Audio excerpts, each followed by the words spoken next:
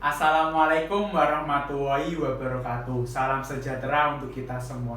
Perkenalkan, nama saya Alfian Ramadan, NIM saya 2019-20148 semester 5.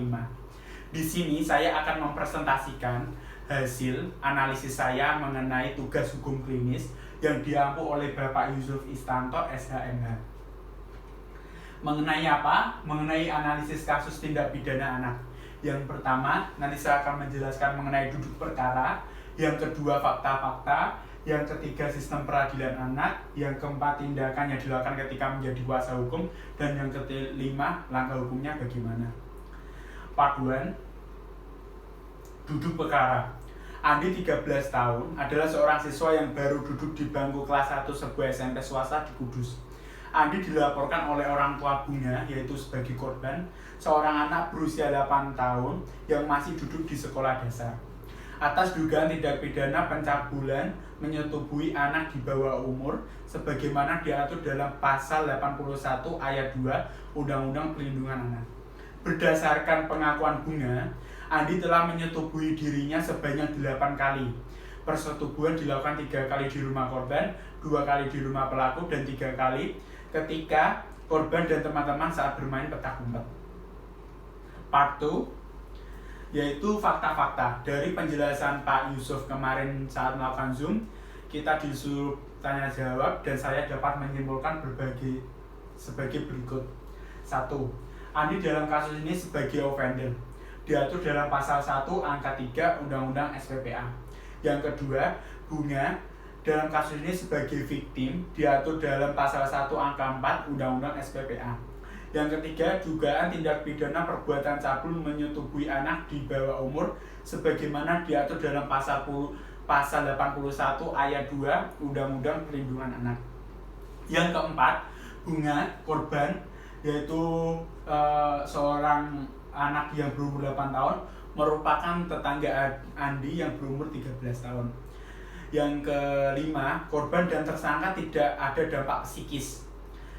Kemudian hasil visum et repertum diketahui bahwa terdapat luka lecet, memar pada bibir kemaluan, arah jam 1 dan arah jam 7 pada korban.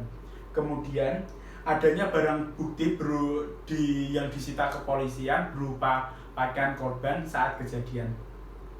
Selanjutnya adanya saksi yaitu ayah, ibu, tetangga, dan teman Bunga. Dan yang terakhir adanya saksi ahli yaitu dokter yang memeriksa visum tersebut, yang melakukan visum. Untuk part ketiganya, part 3, yaitu mengenai bagaimana sistem peradilan anak yang akan diterapkan.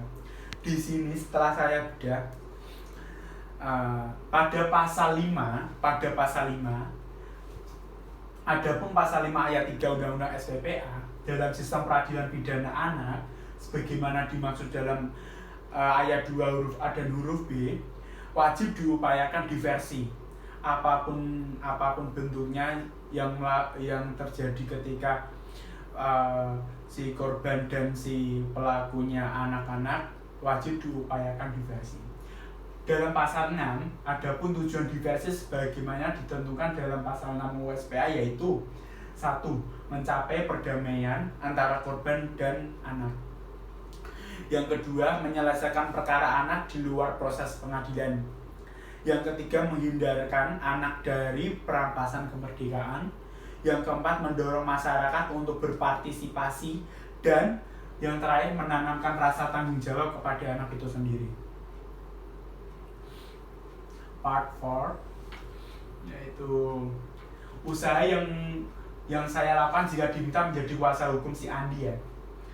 Di sini saya mengusahakan tidak hanya untuk si Andi, si korban juga, untuk melindungi hak-hak anak yang berhadapan dengan hukum agar tidak menjadi korban dalam proses pidana. Perlindungan hukum bagi anak dapat dilakukan sebagai upaya perlindungan hukum terhadap berbagai kebebasan dan hak asasi anak. Perlindungan hukum terhadap anak ini juga mencakup kepentingan yang berhubungan dengan kesejahteraan anak.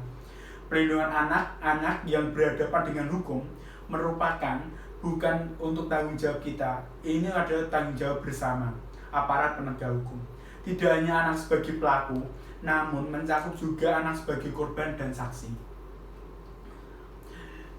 Part terakhir yaitu part 5, langkah hukum yang dilakukan guna memberikan pendampingan hukum yang terbaik bagi Andi.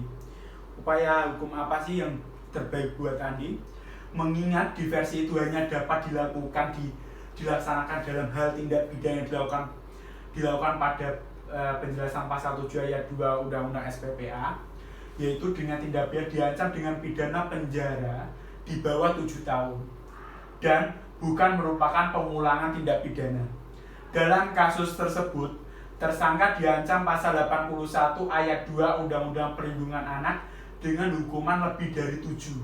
Andi dihukum dikenakan pasal yang lebih dari 7 tahun.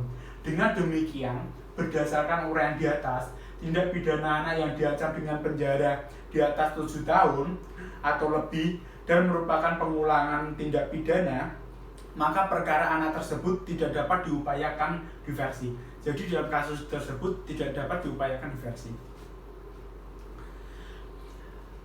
Yang kedua di sini, dalam kasus di atas, Andi berumur 13 tahun. Sedangkan dalam pasal 16 ayat 2 Undang-Undang SPPA, bagi anak yang belum berusia 14 tahun hanya dapat dikenakan sanksi berupa tindakan. Andi di situ berumur 13 tahun. Berdasarkan pasal 16 ayat 2, yang umurnya kurang dari 14 tahun hanya dikenakan berupa tindakan, sanksi berupa tindakan. Antara lain 1, pengembalian kepada orang tua. Yang kedua, penyerahan kepada seseorang. Yang ketiga, perawatan di rumah sakit jiwa. Yang keempat, perawatan di LPKS. Yang kelima, kewajiban mengikuti pendidikan formal dan atau pelatihan yang diadakan oleh pemerintah atau badan swasta. Kemudian, adanya pencabutan surat izin mengemudi dan atau perbaikan akibat tindakan pidana tersebut. Ya, langkah terakhir yang bisa kita ajukan kepada Andi yaitu melakukan keadilan restoratif atau restoratif justice. Dalam penanganan anak yang berhadapan dengan hukum, konsep pendekatan keadilan restoratif menjadi sangat penting karena menghormati dan tidak melanggar hak anak. Keadilan restoratif setidak-tidaknya bertujuan untuk memperbaiki atau memulihkan perbuatan kriminal yang dilakukan anak dengan tindakan yang bermanfaat bagi anak dan lingkungannya. Anak yang melakukan tindak pidana dihindarkan dari tindak pidana tersebut. Penanganan perkara pidana anak melalui restoratif justice dilakukan untuk menjamin dan menghormati harkat martabat anak. Dilakukan demi kepentingan terbaik bagi anak dan dengan mempertimbangkan keadilan bagi korban. Ingat, keadilan bagi korban. Ketika terjadi suatu tindak pidana dilakukan oleh anak, maka terlibat 3 pihak dalam upaya penyelesaiannya. 1, korban atau orang tua. 2, pelaku atau orang tua. 3, tokoh masyarakat dengan tujuan pemulihan bagi pelaku, korban, dan masyarakat. Dapat disimpulkan dari penjelasan saya tadi, perlindungan hukum bagi anak adalah usaha untuk melindungi hak-hak anak yang berhadapan dengan hukum agar tidak menjadi korban dalam proses pidana. Karena anak merupakan aset bangsa dan negara. Anak mempunyai cita-cita yang dapat membangun bangsa. Anak jangan merebut kemerdekaan seorang anak. Terima kasih, itu yang dapat saya sampaikan. Jika ada tutur kata yang kurang berkenan dalam penyampaian saya tadi, mohon maaf. Terima kasih untuk yang sudah menonton. Indonesia negara hukum. Wassalamualaikum. Terima kasih.